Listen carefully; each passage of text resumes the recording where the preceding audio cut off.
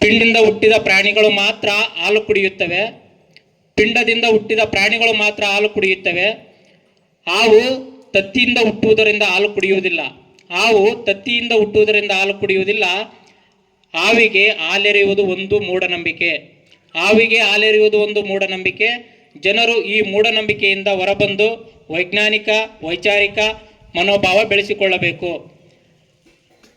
ಇದು ಹಾವು ಯಾವತ್ತೂ ಹಾಲು ಕುಡಿಯೋದಿಲ್ಲ.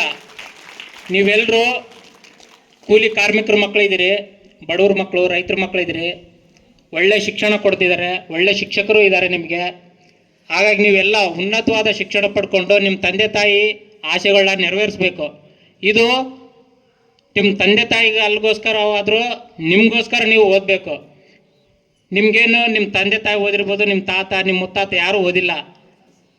ಇದು ನಿಮಗೆ ಶಿಕ್ಷಣ ಸಿಕ್ಕಿದ್ದು 1947 ಬಾಬಾ ಸಾಹೇಬರು ಯಾವಾಗ ಸಂವಿಧಾನವನ್ನು ಬರೆದ್ರಲ್ಲ ಆಗಿಂದ ಮಾತ್ರ ನಿಮಗೆ ವಿದ್ಯೆ ಸಿಕ್ಕಿರೋದು. ಹಾಗಾಗಿ ನೀವೆಲ್ಲ ಶಿಕ್ಷಣವನ್ನು ಪಡೆದುಕೊಂಡು ಉನ್ನತವಾದ ಯಾವುದೇ ಕೆಲಸ ಆಗಲಿ ಶ್ರದ್ಧೆಯಿಂದ ಮಾಡಿರಿ. ಬುದ್ಧ ಬಸವ ಅಂಬೇಡ್ಕರ್ ಅವರ ವೈಚಾರಿಕ ಕಡೆ ಗಮನ ಕೊಡ್ರಿ. ನಿಮ್ಮ ತಂದೆ ತಾಯಿನ ಚೆನ್ನಾಗಿ ನೋಡ್ಕೊಳ್ರಿ. ಬುದ್ಧ ಹೇಳಿದ್ದದನ್ನೇ, ಸುಳ್ಳು ಹೇಳಬಾರ್ದು, ಕಳ್ತನ ಮಾಡಬಾರ್ದು. ಬಾಬಾ ಸಾಹೇಬರು ಕೂಡ ಹೇಳಿದ್ದು ಅದನ್ನೇ, ಬಸವಣ್ಣವ್ರು ಕೂಡ ಹೇಳಿದ್ದು ಅದನ್ನೇ. ಇವೆರಡು ಮಾತುಗಳನ್ನು ಹೇಳ್ತಾ ನನ್ನ ಮಾತನ್ನು